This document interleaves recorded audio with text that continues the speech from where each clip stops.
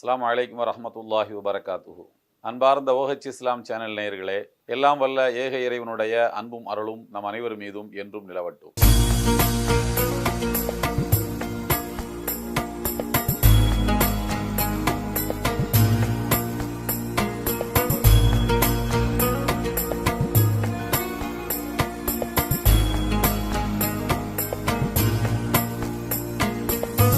அல்லாஹு அக்பர்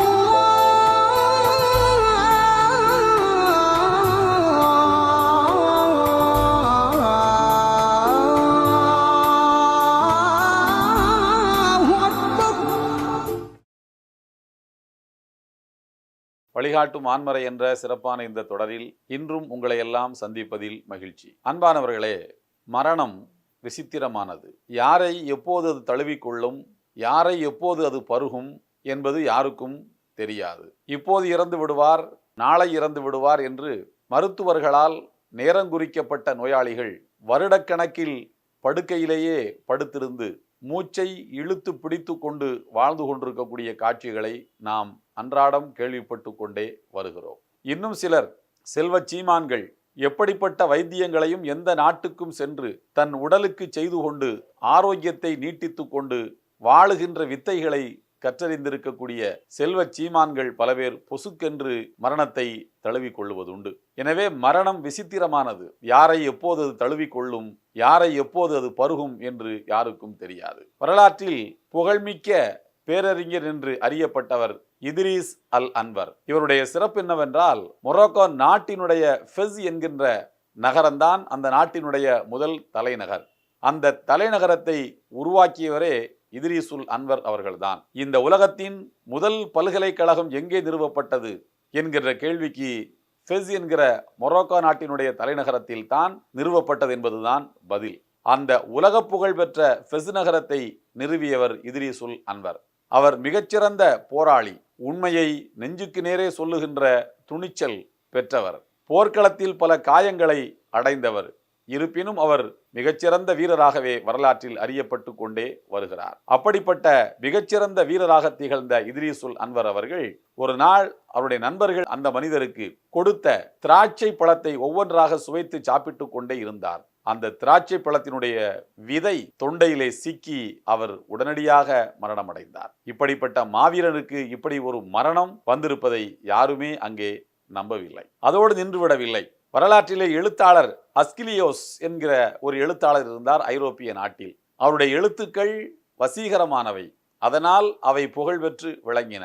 அப்படிப்பட்ட மிகச்சிறந்த எழுத்தாளராக இருக்கக்கூடிய அஸ்கிலியோஸ் என்பவர் ஒரு நாள் வீட்டினுடைய தாழ்வாரத்திலே அவர் இருந்தபோது தலைமேலே பொத்தென்று ஏதோ ஒன்று வந்து விழுந்தது. உடனடியாகவே அவர் இறந்து போனார். அலறி அடித்து கொண்டு அங்குமிங்கும் மக்கள் ஓடோடி சென்று பிறகு அவரை தேடி கண்டுபிடித்து வந்தார்கள். வந்து பார்த்தால் ஒரு ஆமை அவருடைய தலைமேல் விழுந்திருக்கிறது. அதனால் அவர் மரணமடைந்திருக்கின்றார். ஆமை எப்படி தலைமேல் வந்து விழுந்தது? அது நீரில் அல்லவா வசிக்கும் தன்மை உள்ளது. நீரிலே மிதந்து கொண்டு இருந்த அந்த ஆமையை ஒரு கழுகு தூக்கி சென்றது. தூக்கி சென்ற கழுகை உச்சத்துக்கு வானத்து விதானத்திலே பறந்து கொண்டிருக்கின்ற போது அந்த ஆமை அந்த கழுகை கடிக்கிறது. கழுகு தன் பிடியை தளர்த்துகிறது. மிகச்சரியாக அஸ்கிலியோஸினுடைய தலைக்கு மேல் கழுகு பறக்கின்ற வேளையில் கழுகு தன்னுடைய பிடியை நழுவ விடுகின்றது.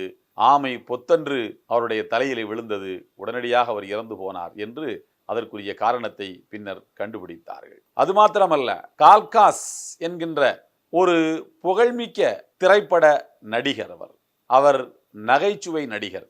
அவருக்கு ஒரு வியாதி, வித்தியாசமான வியாதி. என்னவென்றால், ஊரையெல்லாம் சிரிக்க வைக்கக்கூடிய கால்காஸை பார்த்து மருத்துவர்கள் சொன்னார்கள், நீங்கள் சிரிக்கக்கூடாது என்றார்கள். சிரித்தால் என்ன நடக்கும் என்று கேட்டார். நீங்கள் வாய்விட்டு கடகடவென்று சிரிப்பீர்களானால் நீங்கள் மரணமடைந்து போவீர்கள் என்று அவரை எச்சரித்தார்கள். அதெல்லாம் ஒன்றும் கிடையாது என்று கேலி பேசினார். ஒரு நாள் அவர் கடகடவென்று வாய்விட்டு சிரித்து கொண்டிருக்கக்கூடிய வேளையில் மாரடைப்பு வந்து உடனடியாகவே அவர் இறந்து போனார். எல்லோரையும் சிரிக்க வைத்த கால்காஸ், நீ சிரிக்க கூடாது, சிரித்தால் நான் உன்னை கவ்விக்கொள்வேன் என்பது மரணம் அவருக்கு அனுப்பிய செய்தி. மரணம் மிகவும் விசித்திரமானது. அதே போல ஆலன் ஸ்டேலி என்கின்ற புகழ்மிக்க ஒரு கார் பந்தய வீரர் இருந்தார். அவர், உங்களுக்கு தெரியும், கார் பந்தயம் என்று சொன்னால் எப்படிப்பட்ட பாதுகாப்போடு அவர்கள் அந்த பந்தயத்திலே பங்கேற்பார்கள் என்பது. அது தலைக்கு மேல் மூடப்பட்டிருக்காத திறந்திருக்கக்கூடிய ஒரு கார். அந்த வாகனத்திலே அவர் வேக வேகமாக பயணித்துக் கொண்டிருக்கிறார், போட்டியாளர்களை முந்த வேண்டும் என்று.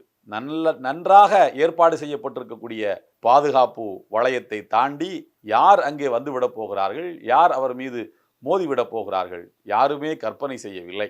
அது ஒரு வழி பாதையில் வேகமாக அவர் போய் கொண்டிருக்கின்றார். எதிரிலே யாரும் சட்டப்படி வரக்கூடாது, வரவும் இல்லை. ஆனால் வந்தது வேறு வாகனம் அல்ல, வந்தது வேறு மனிதர்களும் அல்ல. எங்கிருந்தோ ஒரு பறவை பறந்து வந்து நேராக அவருடைய முகத்துக்கு நேரே மோதியது.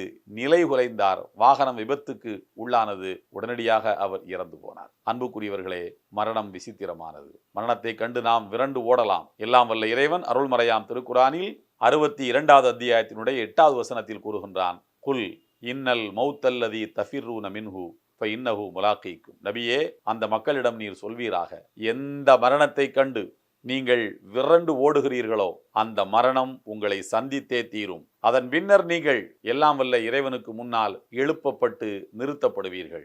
அங்கே இறைவன் சொல்வான், இந்த உலகத்தில் எப்படிப்பட்ட வாழ்க்கை நீ வாழ்ந்தாய்? என்னை மறந்து வாழ்ந்தாயா? என்னை நினைத்து வாழ்ந்தாயா? பார்த்தாயா உன்னுடைய வாழ்க்கையை? இப்படி எனக்கு முன்னால் வந்து நிற்பதை நீ கற்பனை செய்து பார்த்தாயா என்று எல்லாம் வல்ல இறைவன் அந்த மனிதனிடத்தில் கேட்பான் என்று அருள்மறையாம் திருக்குரானின் 62வது அத்தியாயத்தினுடைய 8வது வசனம் கூறுகிறது. இந்த வசனத்தில் எல்லாம் வல்ல இறைவன் ஒரு நுட்பமான சொல்லாட்சியை பயன்படுத்துகிறான். மரணத்தை கண்டு நீங்கள் விரண்டு ஓடுகிறீர்கள். எல்லோரும் என்ன நினைக்கிறார்கள்? மரணம் நம்மை துரத்தி கொண்டு வருகிறது என்று நினைக்கிறார்கள். மரணம் துரத்துகிறது, ஒரு காட்டு விலங்கை போல, ஒரு சிறுத்தையை போல, ஒரு புலியை போல, ஒரு சிங்கத்தை போல. இவைகளெல்லாம் மானை துரத்துவதை போல மரணம் மனிதனை துரத்துகிறது என்று மனிதன் நினைக்கிறான். எல்லாம் வல்ல இறைவன் கூறுகிறான், அதனால் நீங்கள் மரணம் துரத்துவதை போல கற்பனை செய்து கொண்டு மரணத்திலிருந்து ஓடுகின்றீர்கள். ஆனால் நீங்கள் ஓடுவது தப்பித்து அல்ல, மரணத்திடம் ஓடுகிறீர்கள். மரணம் ஒரு இடத்திலே அப்படியே நிற்கிறது, நீங்கள் தான் மரணத்தை நோக்கி ஓடுகிறீர்கள். அதை எந்த வார்த்தையை கொண்டு இறைவன் நமக்கு விளக்குகிறான் என்றால், ஃபஇன்னஹு முலாக்கீக்கும், அது உங்களை முகத்துக்கு நேராக சந்திக்கும். நேருக்கு நேராக மரணம் உங்களை சந்திக்கும். நீங்களோ ஓடுகிறீர்கள், மரணம் அங்கேயே நிற்கிறது, நீங்கள் மரணத்தை சந்திக்கிறீர்கள். அப்படியானால் நீங்கள் மரணத்தை சந்திக்கிறீர்கள் என்று சொல்வதற்கு பதிலாக மரணம் உங்களை சந்திக்கிறது என்றல்லவா இறைவன் சொல்கிறான். அதற்கு என்ன பொருள் என்று கேட்பீர்களானால் புரிந்து கொள்ளுங்கள், மரணத்தை நீங்கள் சந்திக்க விரும்புவதில்லை. யாரும் மரணத்தை சந்திக்க விரும்புவதில்லை. எனவே நீங்கள் மரணத்தை சந்திக்கிறீர்கள் என்று சொல்வதற்கு பதிலாக அதுதான் உங்களை சந்திக்கிறது. நீங்கள் தான் விரும்பவே இல்லையே, யதார்த்தமாகத்தானே சந்திக்கிறீர்கள்.